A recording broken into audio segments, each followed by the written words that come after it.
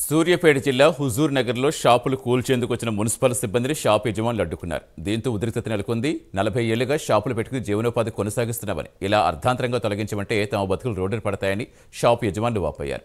మరోవైపు మున్సిపాలిటీ అధికారులు ఏడాది నుంచి చెబుతున్నా షాపులు తీయటం లేదని, అందుకే తొలగించాల్సి వచ్చిందని మున్సిపాలిటీ అధికారులు తెలిపారు.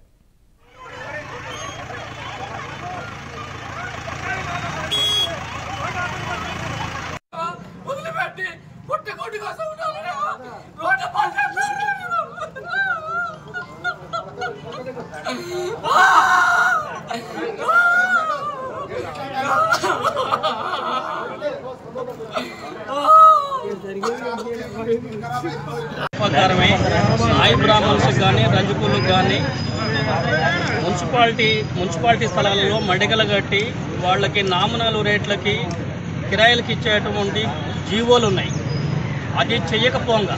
అది చేయకపోగా వాళ్ళు బజార్లో బతికి కుటుంబాలని పోషించుకునేటువంటి పరిస్థితులలో వాళ్ళ జీవనాన్ని అల్లాకొల్లం చేసేటువంటి పరిస్థితులలో ఇక్కడ మున్సిపాలిటీ అధికారులు కొంతమంది మాటలు విని వాళ్ళ ప్రాపర్టీని డ్యామేజ్ చేశారు. కానీ పక్కన ఉన్న వాళ్ళు ఒత్తిడి చేసి మా షాపులు తీయమని మమ్మల్ని బాగా 3 నెలల నుంచి ఇబ్బంది పెడుతున్నారండి. నిద్రాకారం లేకుండా ఎప్పుడు పడితే అప్పుడు వచ్చి షాపులు బంద్ చేయించడం, షాపులు తీయమంటాం, అలా బాగా ఇబ్బంది పెడుతున్నారండి. తెల్లవారుజామున 4ంటికి వెళ్ళే షాపులు మా సామాన్లన్నీ బయట వేసారండి. మాకు వృత్తి అదేనండి, మాకు జీవనాధారం అదే. నాకు 4 పిల్లగాళ్ళండి, ఆయన ఒక్కటి చేస్తే మేము అంత 4 బతికేది. మా పొట్టల మీద కొట్టి మమ్మల్ని ఇబ్బంది పెడుతున్నారండి. పైన అధికారి ఎవరు ఒత్తిడి చేస్తారో ఏం చేస్తారో మాకు తెలియదు, కానీ మమ్మల్ని చాలా ఇబ్బంది పెడతారు. మాకు ఏదైనా ఒకటి న్యాయం చేయాలి. 40 సంవత్సరాల నుంచి మా తాతయ్య గారు వాళ్ళ అబ్బాయి మా మావయ్య గారు మా ఆయన గారు 40 సంవత్సరాల నుంచి లాండ్రీ షాప్ నడిపించుకుంటూ బతుకుతున్నామండి. మా జీవనాధారం మీద పైనుంచి అధికారుల వల్ల మున్సిపాలిటీ వల్ల మాకు తెలియదు, కానీ మమ్మల్ని గత 3 నెలల నుంచి చాలా విపరీతమైన ఇబ్బందులు పెడుతున్నారండి.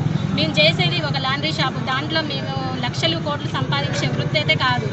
దాని మీదే వాళ్ళు తీయి అని చాలా ఇబ్బందులు పెడుతున్నారండి. అది చేసుకుంటేనే మాకు జీవనాధారం, మా బతుకు దాని మీద.